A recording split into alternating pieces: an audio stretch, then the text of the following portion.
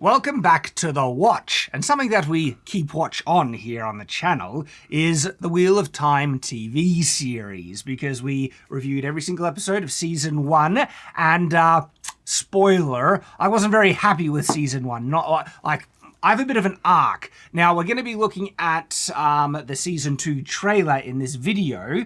You might think I'm alone, but I'm not, because I'm actually joined by my lovely wife, the lady. And I will probably join in for the future Wheel of Time episodes. Mm-hmm. I've probably read the whole series a lot more than Shad has. Mm-hmm. My wife knows more. I've read the whole series. I love it. But my wife is even more like... You got me into Wheel of Time because you started it before me. And you're saying it's really, really good. Yes, and it took a little while for him to warm up because it does start a little bit slow. Mm-hmm. But now we've even got our oldest son reading it. Yeah. Now... there is a bit of an arc with my, viewing of Season 1, because I came into that willing to give it a go. Like there were warning signs everywhere, and it was Wheel of Time that jaded me to the point where now I don't give anything the benefit of the doubt, and it was Wheel of Time that burnt me on this, because I ignored the warning signs in Wheel of Time, and it ended up just... being a dumpster fire, and all those warning signs proved to be true. So now, when I see warning signs, I'm like the reverse. I'm like completely kind of black-pilled on until they prove me wrong. And I've only been proven wrong twice, which is House of the Dragon and Dungeons & Dragons. There were warning signs preceding them, but they turned out to be pretty good for D&D and phenomenal for House of the Dragon. Thing is, though, with Wheel of Time, the TV show, they've already shown which, which area they want to go down. And not only is, the writing just terrible in the Season 1, it's really bad. There's been all these changes for political reasons, and they're willing to butcher a property that was already representative, right? And had a brilliant dynamic between men and women. And then they've just gone... crazy fourth wave feminist over-representation, butchering the material and the casting, and it's so frustrating. So even though we'll review the second season, we've kind of given up on it being anything like the books. Yeah, if I wasn't reviewing this, I would not be giving it the light of day, okay? But because we love the book so much, and I think there needs to be people to call this crap out and represent the books as they were, because the books are so good, like genuinely good, and the message in the books are really, really great, that needs to be spoken out. Especially, I got so annoyed with unnecessary changes in Season 1. When I say unnecessary, because I know in an adaptation, certain changes are necessary, but then there are changes when it would not have been easier. It wouldn't have been more difficult, or anything, to just do the scene according to how the book did it. It wouldn't have been any more difficult. So all their excuses where we needed to change it for adaptation because it was difficult and everything like that is bullcrap, because they had the perfect template in the book, and it would have been sometimes as easy or even more easy to do what it was according to the book. And their changes, when they do changes like that and legitimately make it worse, the story worse, the characters, the scene, everything like that, it really upsets me, because why then? You're not changing to make it better. The scene actively was far, far worse. And so then why? And I ask this in so many of the reviews of the episodes of Season 1, why then do they make the change? And nearly every instance this happens, it's for political, representative, stupid reasons that made the characters look so much dumb. And I can reference multiple examples, like the scene where Rand and Matt is in the tavern, and this is actually Rand's kind of first connection with the male source of the power. And in the TV show, they get confronted by a dark friend. Do you remember this? She chases them with a sword. I've honestly blocked out a lot of Season 1. Yeah. I might have to rewatch it in preparation, but I remember a decent amount of it. Yeah, I was thinking I'm going to have to rewatch it just so I can refer to it. Yeah. But there is a great... this scene is powerful in the book, because in the books... Rand ends up summoning a flippin' lightning bolt by accident. And it's written so well that you're not entirely sure it was Rand, but you kind of know it was. But still, there's that bit of plausible deniability baked into the scene. And they chose to change it to have Matt and Rand run away scared by a girl who has never touched a sword in her life, probably just swinging a sword around, and they looked like cowards as a result. And it was so dumb and it was unnecessary. Another perfect example is when Perrin and Egwene are being questioned, and they have Egwene teleport out of being tied to a chair to save Perrin when Perrin was ready to save her. And they made... Though that wasn't necessarily in the book, but that was just a dumb thing in the show where they clearly went out of their way because you can't have a guy save a girl, basically. But there are multiple things that they changed which frustrate the heck out of me. And this is the type of concerns I have going into this trailer, because we're going to be seeing changes. And then I'm going to be wondering why. So have you seen this trailer leading up, or is this your first viewing of it? This is my first viewing. I've purposely avoided. I think I've seen a screenshot here and there about someone complaining, and if these screenshots end up being in the trailer and correct to what they're saying, yeah, I might have something to say about it. Now, you might have seen that the avatar of my wife is a bit of fan art, I guess, of Moiraine Sedai, and I feel a bit left out. I think I might be able to do something to fix this. Hang on, I might need to get in character for this. There is but one rule above all others for being a man. Whatever comes, face it on your feet. How you going, honey? Good. This is a lot better. Yeah, I don't feel left out. I'm Lan. Well, as Lan should have looked like. Like, seriously, this is an image of the casting of Lan versus a more book accurate depiction of Lan, and yeah, you might say there was some distinct differences. It was Robert Jordan that said Lan looked like Liam Neeson, okay? Because Lan is supposed to have a kind of a more blocky face, and oddly enough, my face kind of suited the description as well. So I decided to keep the face even as the fan art version, because I guess I have that face of Lan. And by the way, Lan isn't described as looking particularly beautiful. It's more like so. And I'm already short, so it kind of was a perfect combo. You really are. So and here's an image of Lan and Moiraine, our Lan and Moiraine, side by side. The images don't merge perfectly together, but there we go. So. I did make an avatar for myself because I didn't want to feel left out. And it kind of makes more sense when you're an avatar, and then I'll make myself. So guys, in the comments, let us know, because as my wife said, us two are going to be reviewing Wheel of Time as it comes out. We're the most well-read on it, and we're also going to be traveling, and so it just makes sense because I won't have the other guys to kind of hop on board with it.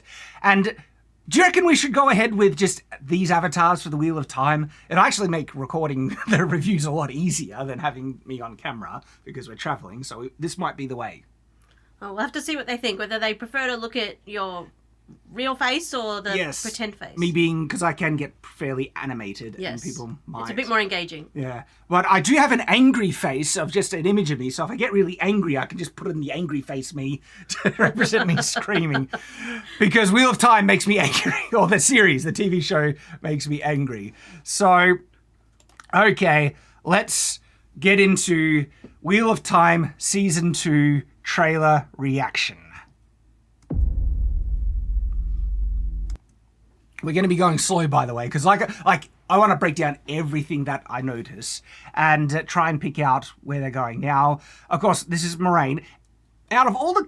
Look, I have mixed feelings about some of the casting, especially nearly all the casting. I have mixed feelings for the Aes Sedai, some more criticisms.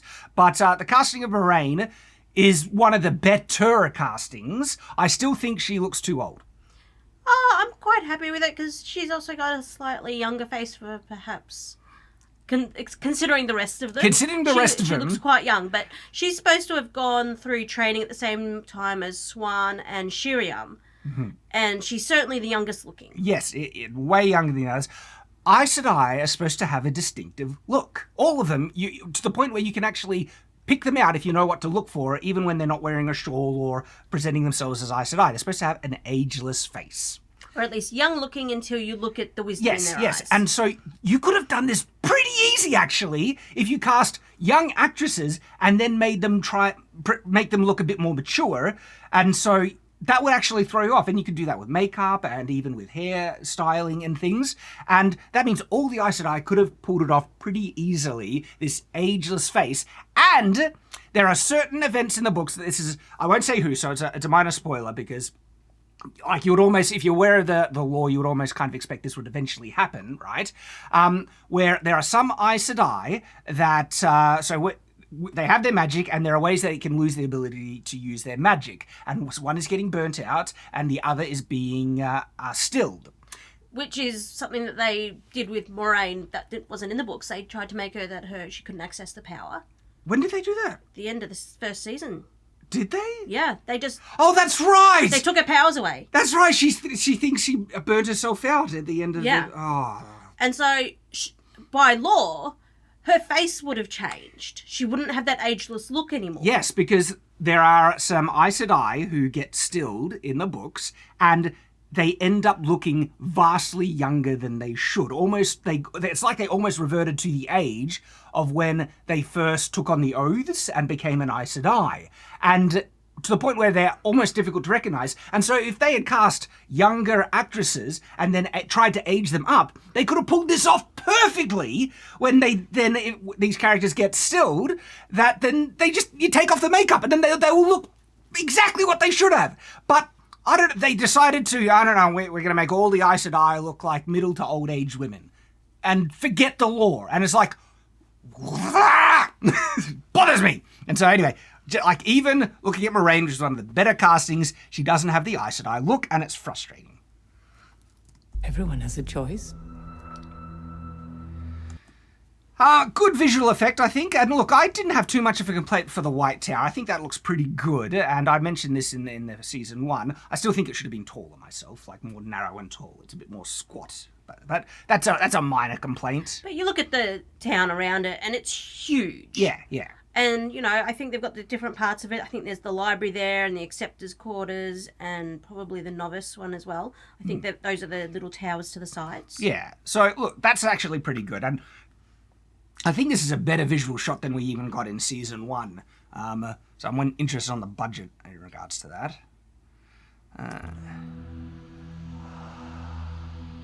And every choice has a consequence. So she's probably being upset because losing... Got no powers. Like, that throws off the plot of the book so much. And, I was worried, but also kind of expecting that season 2 is just going to be making up it's going to be a complete made-up story with only vague similarity to the book narrative, with characters that are not actually... These characters look like people... They've got the same names, but they've got different personalities and different storylines. Like different people just bearing the same names as the beloved characters that we, love from the books. And so if they're going to be injecting a narrative of Moiraine having lost her powers and things, and that's like completely just off kilter from this narrative after book 1.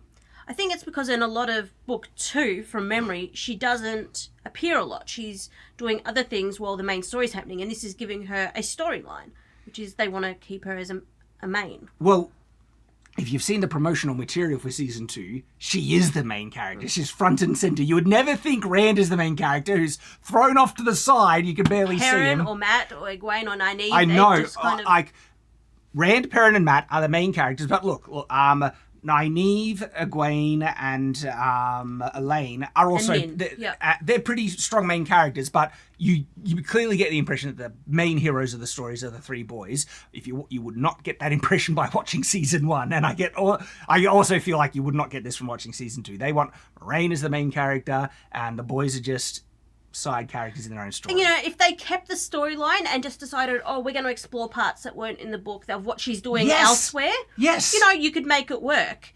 But they're just giving her a different story and diverting from the actual story. Just making up what they want. And because of how season 1 ended, there are some massive changes as well, like where Matt ended up. At the end of season 1, what they did to Matt is so infuriating because they didn't need him to do that. By the way, look, yes, this is spoilers for season 1, but it's a dog crap season. I don't recommend you watching it. So, we're kind of doing this for people who love the books and also want to see the dumpster fire, because they make Matt betray his friends. Again, completely unnecessary. They could have easily have edited it so he wasn't there in the scene of them going into the Waygate and just have him so sick that he wasn't able to come. Problem solved. Instead, they make him this jerk who betrays his friends, basically. So anyway, back to this. Highly anticipated series. Maybe not in the way that you think, Amazon. We've been waiting for it. That kind of counts. not with enthusiasm, with dread. With dread. It's like the oncoming, Dark Lords or Trolloc attack. It's just like, oh no, we know it's around the corner. Tarman Gaiden is coming and... We didn't defeat the Dark One. And so he hadn't figured that out at the end of season 1, or he may have. So at the end of season 1, Rand thinks that he faced the Dark One at the end of season 1, and he thinks he did that in the book as well. Yes. And so Rand was kind of trying to convince himself that the Dark One was dead, but then it kind of got broken to him. Sorry, it's not over. Why do you think they shaved his head? I think this is unnecessary. This was one of the only other guys that kind of was good casting. His hair was one of his features that people kept noticing. It was because he had the reddish gold hair that was so abnormal for Andor, except in the royal line. And then the only other ones that had hair like that were the Aiel. And so by taking away the main feature that brings up talking points through the whole series, it kind of negates that line. I have a feeling that they're going to have some type of plot line to justify this where he's trying to hide his Aiel heritage, and so he shaved off his hair to try and hide it. Because it wasn't exactly long in season 1. No. The other concerning thing for me, he looks like he's standing in the waist. Well, it could just be a dream sequence because there's nobody Maybe around. It's a dream and very sequence, rarely right. he's got nobody else with him. So, other interesting thing, he's wearing a coat. A coat that has fancy embroidery on it. So there is actually a prominent plot line in book 2 where Rand ends up having no other clothes apart from these really fine-looking coats that Moiraine left for him, and he has to wear them, and everyone then starts to misidentify him as a lord as a result. My issue with that coat is it looks way too modern. A lot of it seems to be going towards somewhat Asian influenced with the higher collar, and I don't really know. Yes, you're right. It might be a bit more Asian Asian influence, and there are certain cultures that clearly have an Asian influence, but I did not get the impression for that being of Andor or Kyrian, nor of the coats that Rand is wearing in book 2. Now, this could be a dream sequence, you're right, but if it's not, this means Rand is going to the waist already. He doesn't do that until book 3. Yeah. So I'm like, that means they could be trying to mesh together Well, they're trying to make 14 books into 8 seasons. Actually, is it book 4 when he goes? No, it's book 4 when he goes to the waist. So they might be meshing together 3 books. Well, they've already got things out of sequence. They do, but that's a massive they never went to Tar Valon. Book 2, The Great Hunt, is a great book. There's your season. There's your template. But they don't have enough season to match all the books. I have a feeling this is going to be cancelled before they get to finish it. But, look, this is in a conventional studio, it would. But Amazon has heaps of money that they're willing to just throw down the drain. Rings of power. And so I have a feeling that they might double down with Wheel of Time, even though it's not getting a positive reception. And there's only a small minority of unhinged people that love the show, and most of them love the show because it's pushing the message that they support, not because they're true book fans, in my opinion. Well, maybe some book fans are just happy to get the Wheel of Time in TV format, and they don't want to look too hard about how accurate it is because it's the characters, it's the places, and so that's enough. But the thing is, though, then you're just left with the quality of the show itself. If you're like, all right, I have no attachment to the source material, just give me a fantasy show with the veneer of Wheel of Time on top of it. It's a bad show with bad writing and contradictory plots and everything like that. And there were people who were trying to review this who were giving it every single bit of charity that they could. And towards the end, even they were getting blackpilled or was it I forget the types of pills, but they were getting disenfranchised of that, especially the ending when Nynaeve just decides that she can erase the dead again. Yeah. And the jumping the shark crap that they did with that last episode. Even the people who are trying to give it charity in retrospect, were like, okay, this wasn't as good as I was saying. So, yeah, they have an uphill battle to try and win back those fans. Good luck. Dark One. We set him free. All right, so we see a fade. That's the guy that was appearing at the Dark One at the end of season 1. Yes, he was pretending to be the Dark One. Yep. So he's back. Is he wearing a tie? I don't know, but he's got a high-collared shirt. He's got a high-collared, modern-looking shirt. As well. Maybe it's a tie. Maybe it's the way the shirt falls. I can't really tell. I have a feeling they're doing that because, look, minor spoilers. Because clearly, if they think the Dark One is dead and is not dead, then is he still the Dark One? But they might be doing that because of how old this character is and where he comes from. And I think they might be trying to depict the Age of Legends having a more different fashion. Modern aesthetic. Maybe. Because that's the deep lore of the Wheel of Time, which they were very advanced. Well, compared to what they've got now, they knew more things. They could create more. With the Age of Legends, but also that Wheel of Time is kind of based on Earth, and that it's a cyclical time loop, and when you go back insanely far enough, you actually come to our period in Earth history, and it's just this crazy kind of warped. Yeah, but we're not going that far. I wouldn't think so either. Yes, that's why I'm getting thrown by a very modern-looking collar. And look, I feel that they miss a lot of the outfits and aesthetic of Wheel of Time, where some of it is just a mess, some of it is just out of place, where Wheel of Time clearly had a late medieval, early Renaissance kind of technology level. Robert John said it's kind of close to late Renaissance, but the thing is though, if you take away gunpowder and other certain advances, even in a Renaissance setting, you end up with a very medieval world.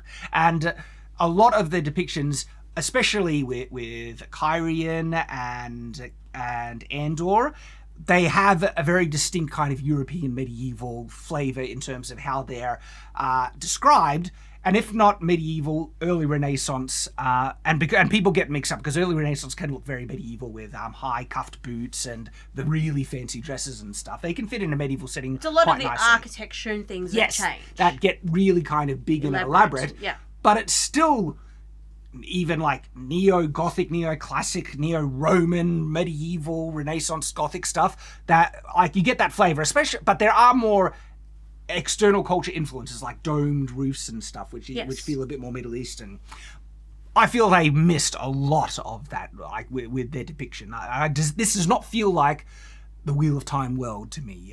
Only rarely does it get like, I kind of see that, like the White Tower. That's one of the few things. But for the clothing and world, nah, not feeling it. And this is just one, like the high collar shit. Come on, when I see that throws me out. That really throws me out. Okay, Egwene, she is clearly wearing the white dress of a novice. Yes, and so you've got her with weaves here. And so my understanding is they've actually changed how the weaves work for this season. They've colour-coded them depending on what elements they're weaving. And so I'm guessing this is air or water. Must be then. Because I have watched this trailer and there are different colours depending on what they're weaving. And so this, I think she must be practicing somewhere in the White Tower and it's air or water. Doesn't look like the white. Oh no! Wait. There's columns. She might be in. Yeah. Because she's wearing the novice dress. Yeah, and now look in book 2, she is at the White Tower in book 2, so that's accurate to the chronology. But so there's that to look forward to. Oh, Leandrin Sedai. I didn't mind her casting. No, I thought her casting was quite good. She still looks too old for me. Well, yeah, but she portrayed the attitude quite well. No one should. Okay, this looks like Dark Friends Council or something. Well, at the beginning of book 2, there is a Dark Friends Council, but there was a lot more. Yes. That does look like that. They're trying to pull off that scene mildly. Yes. And it's from the perspective of a character who calls himself Bors. No one should. So it's a very dark scene. Yeah, it is. But I think actually the character of this guy, he's in that scene as well. But yes, Yes, it's very hard to... But I thought he appeared in like, I don't know... No, I'm saying in this clip. He's actually walking down the side, but you can barely see him Oh, in the dark. really? Let me go back. So to the right... Oh, yeah, he's you're right. walking with like a little girl. You're right, he is in this scene. Good pick up there. So this might be some type of interpretation of that scene. Yeah. No one should have that much power. And then we have Nynaeve. Looks like she's got an apron, but otherwise with a white, either accepted or novice dress, depending on how closely they're Well, the following. accepted wear a grey dress, don't they? Well, I think so. I think they do. Because remember, she becomes an accepted right when they arrive. Yes. I don't see Nynaeve when I look at her. This was a bad casting, in my opinion. But in terms of like I think some of the actors do a good job with what they're given, and I think she's one of them. He does a good. But I actually liked this version of Nynaeve better at this stage than the one in the book. I do not like Nynaeve. Nynaeve can be hard to. She's a hard pill to swallow. She's a tough chick that has attitude for almost everybody. So, for me, I don't hate Nynaeve. I think she's a well-written character. Like, it's not to say I love her. She's frustrating. She can get frustrating. I completely get that. But in terms of an honest character with distinct flaws that is always consistent in the story, works well for me. Yeah. But I think I quite like how she portrays her in this. Like, she... But is a little bit more likable. Yeah, one of the issues with Nynaeve, right, and you kind of find this with some of the female characters, that they're not as likable as the male characters, and therefore making them the main characters of the story, you're going to have an uphill battle unless you either change them or, because if you depict them perfectly accurate. Now, it's funny, a lot of people don't like Egwene in terms of their feelings of the overall series. Egwene is one of the more least liked characters. I actually didn't mind Egwene in the book, and Elayne is lovely. And so you could have, there's a lot of plot lines with Elayne, especially with the warder she ends up getting, is just brilliant. I love all that. And actually, I did like Egwene's story. Nynaeve is the one where I think, as the main character. So it looks like she's probably talking to an Aes Sedai because they've got decked up in jewellery. But the Aes Sedai isn't wearing anything nice. That's a grey dress as well, by the look of it. Possibly. So maybe, So it's a bit hard to tell, but they've at least done some sort of jewellery. Yes, all right, so we shall continue. Yep. All right, so that's a bit of a green weave, isn't it? So yeah, so maybe it is Earth. coloured, but that's the bad guy with his weird modern outfit. Is he even wearing a modern cut suit coat? From the Age of Legends, I'm really on the fence about this choice. They don't really go into detail in the books about what he's wearing, just black usually. Yeah, well, and so there's a little bit of freedom. I never got the impression of modern clothing though. But how would they interpret modern clothing if they've never seen it? This is true. Just wearing black, it's up for interpretation. I reckon he's letting loose Lanfear. You reckon? Yeah, I maybe reckon the long she's getting hair. let loose. Is that a more feminine? I don't know. It's hard to say. To me, this could be a fade, but you might be right. You reckon we're breaking out Lanfear? I reckon. You might be right. All right. She does come into this book. We see some Damani here. Okay, so at the end of season 1, we saw some Damani, and they didn't have collars, not from what I could see. No, this is what they've got instead. Then now it looks like they're kind of wearing collar-like things with something over the mouth. Yes. I hate the mouth thing. I'm re-listening to book 2, and I just got through the scene where, I won't give spoilers, but they are explicit about they let their Damani speak sometimes, or sometimes they don't. But they might cut out their tongue so they can't speak. Exactly. It's kind of just up in the air a little bit. And so the pacifier things are a bit weird. They look awful. They look really bad.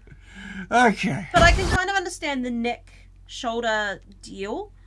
Yeah, because in the book, they're supposed to have just a collar and be chained to... Yeah, and I did always picture a large collar, something that was a bit cumbersome, that might have flared out a little bit over the neck and collarbone area, but not to this extent. It's not it's still, instead of a collar, they're going with almost like a bevor or Gorget or something. And okay, you know, they just want something more substantial. That's all. I consider that a horizontal change where it's not an improvement, not a... it's just a thing to, you know, also on screen to be able to easily tell who's a Damani. Yeah, and they don't have to worry about the chains connecting to the wrists to get in the way of filming as well. It's such an important plot point. You need the collar, and so the fact that I couldn't easily... Were they there? I can't even tell. Maybe they were masked in with the dresses because they were so broad and wide like that in season 1, but I could almost look like they weren't even wearing collars at the end of season 1. So you like at least they have some collar-like thing back, because that's an important plot point, a plot device as well. All right, so there, it looked like kind of a greeny, yellowy. Yeah. There's a mix of weaves going on here. They're knocking some people down. Looks a bit like that. Looks like a set. It doesn't look real. It looks like this is a set with limited people. Nothing too elaborate or big. All right.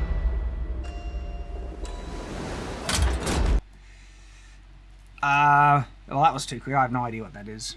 Maybe it's a room in the one of those hidden storage rooms in the White Tower or something. Okay, it's the This is night. So you might see that Nynaeve is wearing a white dress here, and not an accepted dress. So yeah, it's clear what this is. If you're familiar with the books. Together we face the impossible.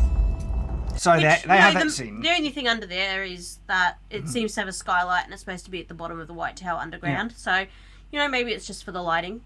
All right. Well, I always pictured that in a dark room, some type of underground thing. So that was confirming for me. I'm okay for time at the moment. This scene here actually almost looked like the party that's after that chasing the people almost. Yes. And this is over the wilderness outside of Shinar as they're traveling downwards towards Kyrian. So it would be like, all right, maybe they might be following like the thing that threw me was the waist. Maybe they are following more book plot then, which would be a lot better than what I was afraid of, because yes, the girl should be in the White Tower. If this is the party chasing the other people, then all right, okay. But the thing that really is out of place then is Moiraine. That's what they want, because Moiraine has a less presence in book 2. They needed to give Moiraine a plot, and it's going to be her finding a way to But the thing is though, once a person has been stilled, that's it. Like if they inject a plot line where someone can get their powers back this early on, that throws out so much. Like, Oh, in a separate corner. And so, at this stage, I'm just trying to remember in season 1, does Matt have the dagger? Has it been removed from the storyline? Because I know they went to Tarvalin and they supposedly healed him, did they? So, Paran Fane still... Well, Matt? Yeah. He didn't go with them. He's right. Like, I think the dagger's not part of it now. Do they just get a... I think so. Because that was why he was with them, because he needed the dagger. Yeah. And it had been taken with the horn. With the horn, yeah. Because Paran Fane, yeah, you're right. He only gets the dagger when he seals the horn. So I think they've just taken the dagger out of it.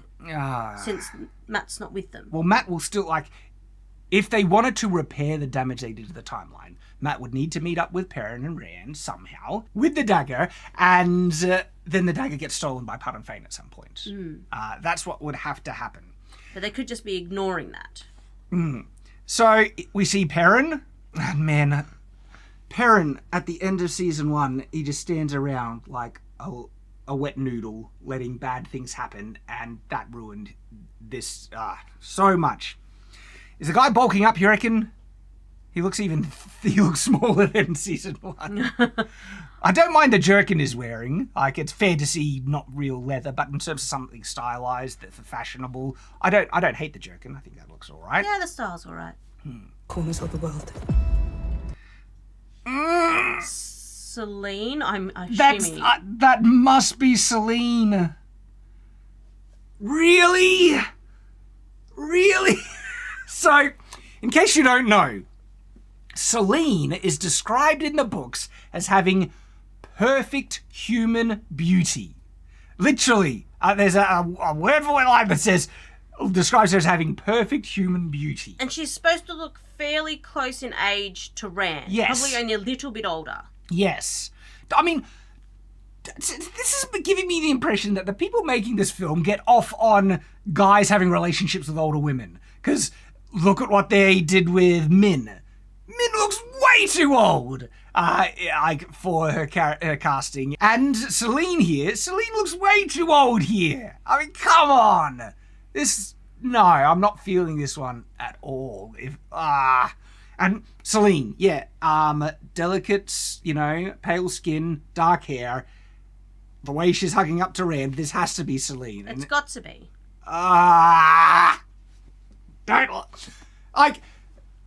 It's so explicit in the books. You would have to, of course, why? You'd need to go out of your way to find, I don't know, a model of some type. Like someone who just has that, could be described as perfect human beauty. And I'm not saying this woman is, necessarily unattractive, but I think for Celine, you need to find that, very distinct jump out, hit you in the face. And from what we're seeing here, it's just bad lighting. It's a bad camera angle. I'm trying to see what coat it could be. I'm concerned. Another dream Some sequence? sort of hallway. Yeah, was I'm that? not sure where he's going. That looked like perhaps another dream sequence or something. I could not. Yeah. No, you can't place it. So You can't place that. he could be almost anywhere. What is he wearing? He's not wearing a nice coat anymore, so yeah, that's hard to place.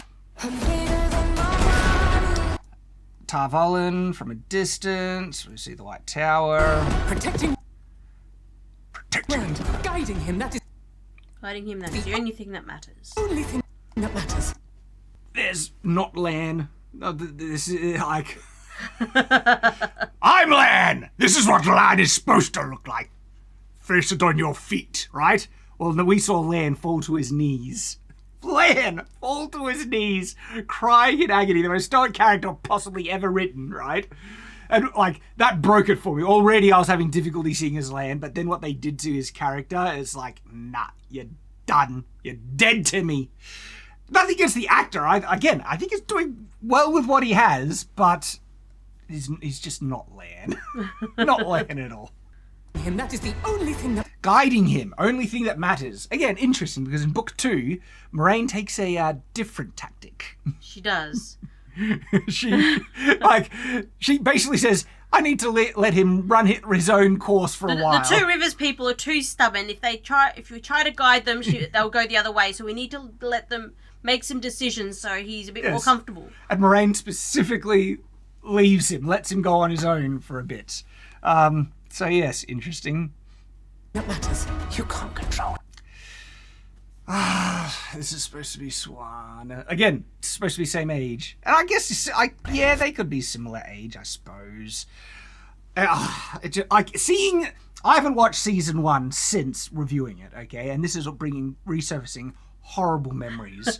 Horrible memories. Like, when I see this character, I see a despot tyrant on her throne, purposely putting Logain through torture, which was, again, a complete flip on the books, where in the books, yes, they were gentle men who could channel, but then they wanted to try and make their lives nice. It wasn't a punishment, it was an act of mercy from their mind. The Aes Sedai saw themselves as benevolent, people, like heroes, people that are guiding the world to a better place. But Siwan, in the book, she basically says, I rule the world, and I'm gonna torture you forever for something that was outside of your control. And it's just like, they made the Aes Sedai look horrible in season 1. And I'm just reminded of that. It's like, no, you're not Siwan.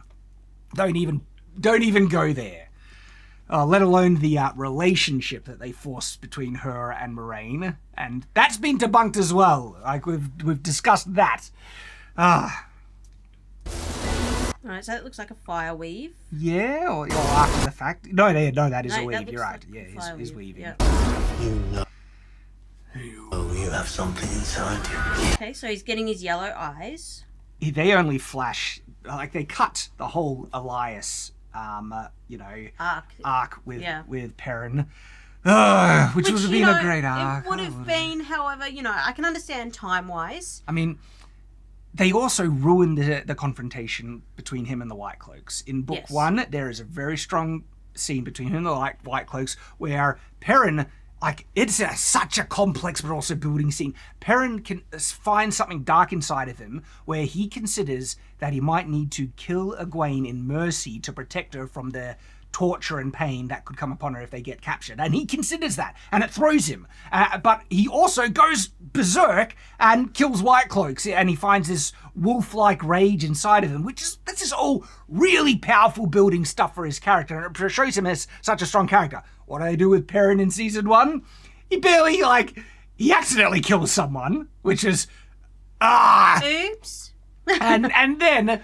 Well, he doesn't even really kill White Cloaks. He just runs away with Egwene and is a wet noodle. And we've covered all this in our reviews. So let's focus on the trailer. It's resurfacing bad memories. Aye.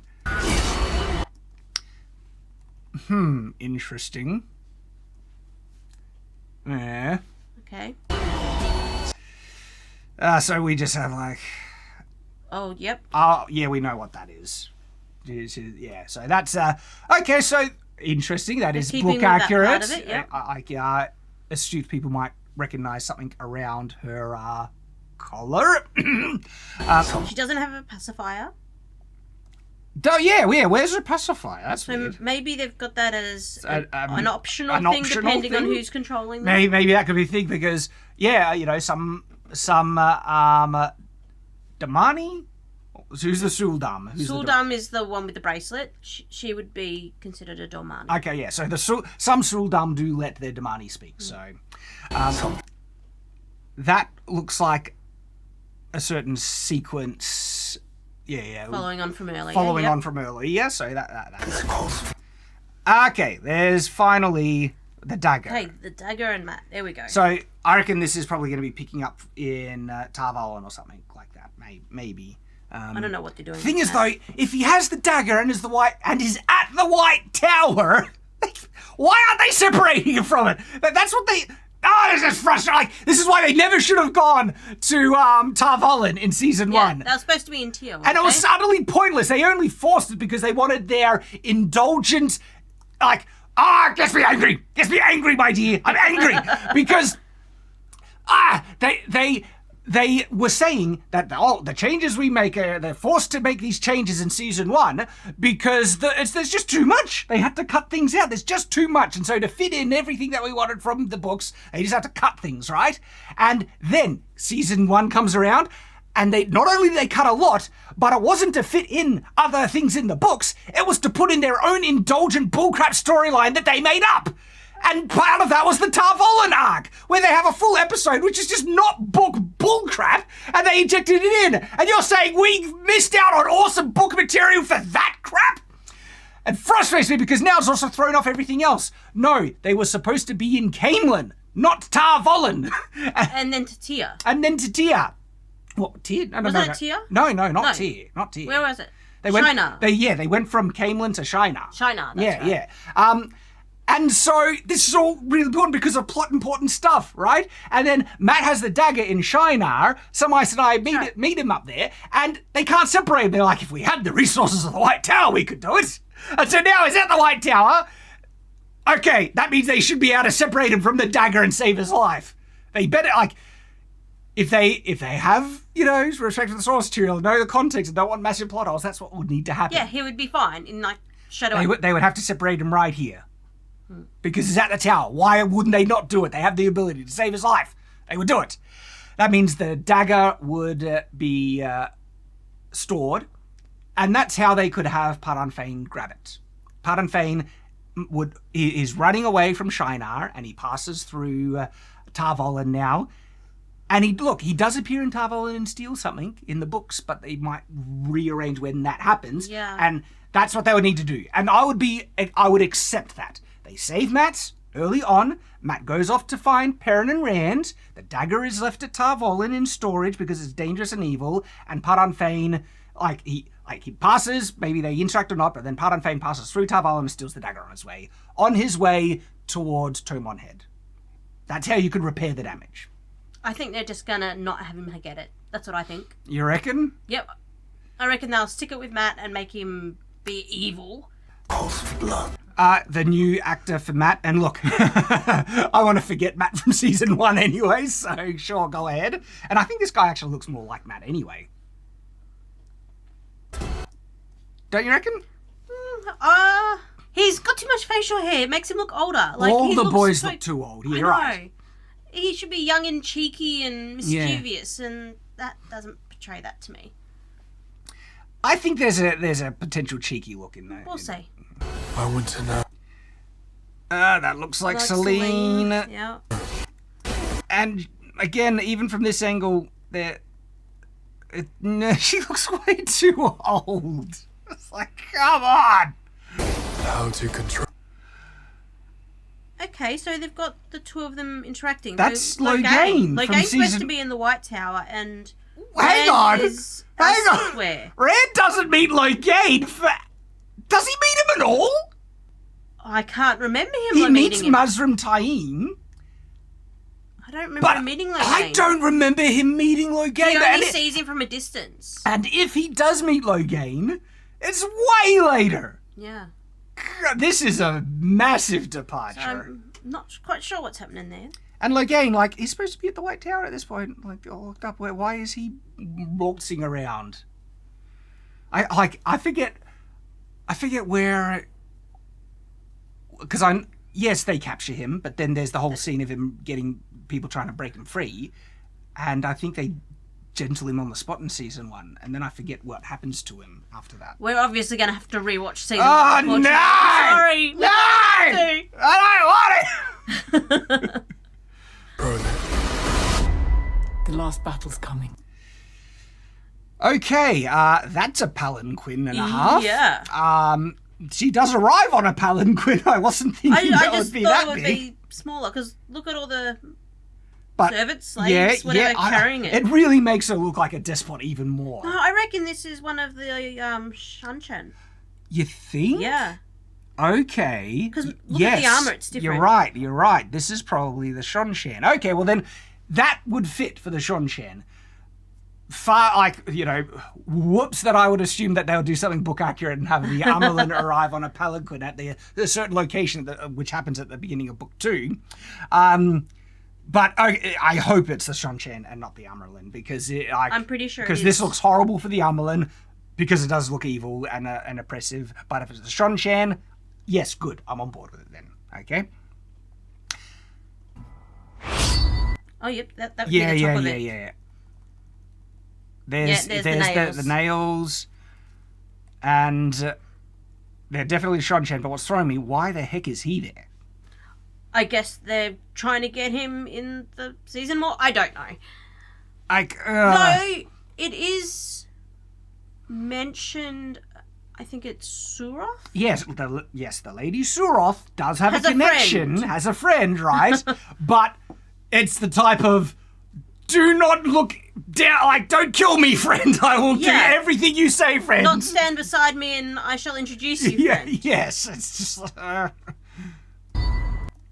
in terms of the Seanchan, I don't like the headgear. I guess they're trying to go with the whole bug-like armor thing, which maybe they're just trying to integrate it. I don't know. The Seanchan out of any other culture, for me, gave off a very Asian aesthetic. For me, they just gave off very fantasy, because their armor's supposed to be bug-like. They've got different kind of mounts, and so I'm actually happy for them to have a bit of leeway with the Seanchan, because they're supposed to be weird and exotic. Yeah, and that's why for me, it gave an Asian kind of perspective. But then they really went Asian with Shinarans, and so yes, it looks distinct and different enough for the Seanchan. All right, we know this scene. Oh, I know this scene. Yes. I forget the name of the guy. Do you remember this guy? He's a High Lord. He's a High Lord of some sort. Yep. So But that's there's the chest. That's book accurate. Yep. And he's figured out. The whole world will be ours. Damani and Suldan. This scene. Is when they first meet him, I believe. This is all like, okay, well, season 2 might be more book accurate than I was thinking. Yeah. This is interesting. What if shock horror season 2 isn't terrible? And look, I will be honest with you. No, I will be honest. I have gone into a show expecting the worst and been proven wrong if it's legitimately good, right? It happened with House of the Dragon. And so I will give this show credit where it deserves. And there's Elayne, and I think we see Elayne well. here. And so far, the scenes that I'm seeing, I can fit into most of the structure of the plot of book 2 with distinct differences. Like Moiraine, that's a complete diversion of what they're doing with Moiraine, and with Matt. But there are other scenes that are actually... You can place where it is in the able book. to place them. Okay, I know what's happening. Like, I can pick out this scene exactly from the book. And by the way, the casting for Elayne is probably the best casting they've done. Yes. Period. It is. I don't know what her acting's like, but the casting is beautiful. Like, the hair, perfect. The look, perfect. It's one of the few castings that I'm like, okay, chef's kiss. All right? I wish I could have had that reaction to all the casting. Yeah. Though, one thing... Egwene... This looks like Egwene... She was nowhere near this power level at this point in the book. She couldn't do much. She could barely make a glowing orb and pass it between one another, right? And so this, again, this is the whole, no! It's the girl power crap we got in season 1. The boys are going to be hopeless, mopey, dragging along, because she doesn't develop her powers and... Yeah. But the boys are not going to have heaps of agency and they're just going to be caught up in this thing and they're going to be... but they went out of their way to make the girls just unbreakable. You remember that? Where there was just a whole scene dedicated to basically kissing Egwene up. And it's like, oh, give me a break. And Egwene, again, she's supposed to be barely able to hold it. At this stage, she's not supposed to be able to do much at all. She's just been... And look at her. She's taken going... to the White Tower. She's going Terminator. Like, oh, you can't face me. Look at this one, though. This next one. This looks like... Is that her? No, that's Nynaeve. That's Nynaeve. That's Nynaeve going turbo. I think I can pick out this. There's a couple of sequences Nynaeve goes through, and I think this is one of those sequences. Though, what really frustrates me is, like, again, Nynaeve is only supposed to channel when she's angry. They ruined that in season 1. She channels so she doesn't multiple have the times and block she's at not stage. angry. So maybe if just justify it. I don't like the change, but then justify it. Make it that she can only channel when she's really emotional. It has to be fear, nervousness, or anger, okay? Then that would explain some of her abilities in season 1, except bringing people back from the dead. Yeah, well. Can't stand it! Okay, so... White cloaks, I'm guessing. I don't know, but it's hard to say. Yeah, I reckon that's probably white. Leandrin at the White Tower.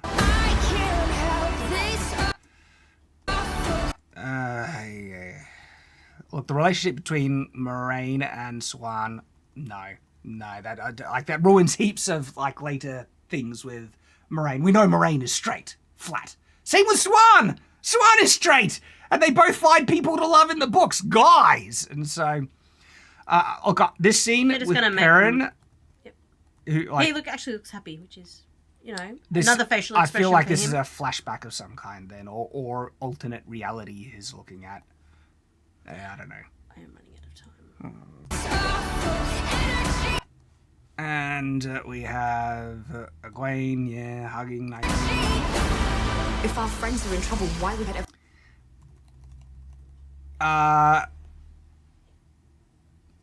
maybe a training scene. Yeah, I think that's Nynaeve ready to go into the Tyranth. Yeah, something. And okay, so this is also linking into a certain part in the book. So my friends are in trouble, I stay here. Yep. And look, Elayne. Because remember, in season 1, she hasn't met Rand. She never met him in I season know, 1. that's frustrating because the whole reason she wants to go is because Rand. And so now she's being convinced by the looks of it. Yeah, that's annoying. Casting is great. That's great Elayne casting. No Power they wield. Power they wield. Who's by yourself did not learn. Do this by yourself. I yield. I think that's supposed to. Probably Avienda, maybe. I hope not. No, I'm trying to. Like, I've seen the casting for Avienda. Is that her? Or it might be one of the other two. I hope it's one of the others because that does not look like Perrin's... Avienda. Perrin's there. Look, Perrin does have. Gall. He meets Gall. Is that Gall? I think they've changed it to a girl instead. One of the girls. You know what I bet? Oh no! I bet you she saves him and not him. That's going to be Fail. I bet. Nah. I've bet they've combined Gall and Fail. Nah. I hope not. They can't. I hope not. Ah. I reckon that's like Avienda or one of the other girls. Okay, so Aiel fighting White Cloaks. Look, I think that's Gall, and yeah, I think that's supposed to be Gall. They've exchanged Gall and they've combined him with yeah. Okay, They so probably just made it one of the girls. why was Nynaeve fighting with a sword, and why is she even competent? It's like she's training with the warders. That's one of the warders back looks then. like two warders. Why did they have magic sort of like pointless? Look, I think it would be useful They'll that probably they talk learn how to about use. that, and she'll probably or somebody send her there to get her anger out. I don't know. It's gonna be something weird. But again, girl boss badasses or everything like that. In the books, they had strengths and weaknesses. One of the weaknesses of the girls, good luck fighting hand to hand, right? Yeah. Come off it. Best they could do is punch somebody in the face. Yeah. Land on something. Is that? I don't know. I was going to say if that was the Drakkar, but I don't think it is. That's just a fight scene by the look of it. Oh, no, it's a Fade, I reckon. He's kicking a Fade in the face because they're wearing a big cloak. Yeah. White Town. There are many paths to walk through the night. Leandrin? Yeah, maybe. I reckon that's Leandrin trying to be disguised. Yeah, you're right. I think It's not always the most powerful who write history. you reckon? I reckon that line was being delivered by, what's her name? Selene, yeah. Maybe. History. Do you reckon Rand? He's got his top off. Do you reckon he's sleeping with her? Look, they already have him sleeping around. He slept with Egwene in season 1, and they ruined such a fun thing about the books where the boys were naive and the boys were naive and they had to learn how to, I guess, operate as men throughout the course of the story. And part of that was learning how relationships with women and stuff. But now, so yeah, naive coming out of that. That looks like Perrin with a white cloak here. Yeah, Perrin in a white cloak. Yep. Egwene. I don't know what this is. Yeah. Maybe this another looks dream like, sequence. I hope it's a dream sequence because it kind of looks like he's in the waste somewhere. And, because anything that this might be in relation to the books throws out the timeline and chronology of book 2 in a big way. And so, It's the ones who survive. No, it was Leandrin. what do you mean? That was saying... Oh, maybe. Okay, yeah. Maybe. Look, so he's wearing the fancy coat, and so this looks like a confrontation later on in the book. It looks like, I reckon this is because it's got the picture of the tree. No, I think this is at Tomon Head, I reckon, and this is when he's going to have a confrontation. So this would be towards the end of the season. So. I'm tired. See, look, he's facing up against Seanchan here. Spoke in the wheel. See, I was afraid that was going to be at the waist because I saw screenshots and stuff, and I was like, if he's in the waist at this point in time, that's like, come off it. Spoke in the wheel. Okay, yep. And that looks like a dream sequence. I hope. We come back. We're almost done. Okay. Yeah, random things. That's Matt with. Hopefully not with his spear thing. Yeah, you shouldn't have that. Explosion. Spoke, boy. You are the water. So he does go through Tarval and No, again. that's got the sun thing of Kyrian. But no, that's the Amarylline seat. I the know. throne. Maybe she's taken over the throne room of Kyrian because that's the sun symbol of Kyrian. On the top. You're right, because everything around it doesn't look like the Tarval. No, that's not you're the right. tower. You're right. Wow, that's a good pick-up on from you. Did you see why I have my wife here with me? You're right. That might actually be the Sun Throne. Because it doesn't have any Aes Sedai symbols or any Aes Sedai waiting around. And then look, there's a great plot in Kyrian, which I really enjoy, where Deus Daemar and all that. that turns the wheel Why itself. is the Amelin there? No idea. It might be her study in the White Tower. But there we go. Okay. Interesting season 2 trailer. Wasn't it like Some things you could spot, other things were out of sync because they obviously didn't happen in book 2. It's not the dumpster fire that I was worried about. But there are massive red flags. There's plenty of room for that. yeah, there's massive red flags. We saw lots of girl power stuff where they shouldn't be that strong according to the books, which is in line with their depiction in season 1, which was what the thing that ruined season 1, because the boys were just sidelined as secondary useless characters. Because one of the things about epic fantasy is the progression of individuals, that they start off weak and incompetent and they gradually improve. And that's why it's an epic fantasy. Like, things change, people grow, people change, and they're just trying to make them tough from the beginning. Yep. We'll have to wait and see. Like I said, so big red flags, but it does look like that's following the story plot of book 2 more accurately. Now, this is a trailer, okay? Bait and switches are a very real thing, people. So we've only got a few weeks left a month left, really, until we're actually starting. Yep, that's right. And look, I'm back as a human now. Let us know what you think in the comments below. We will be keeping on watch on this one, absolutely. And should I just be Avatar Land Shad throughout the whole reviews? Hope to see you there, and as always, stay on watch.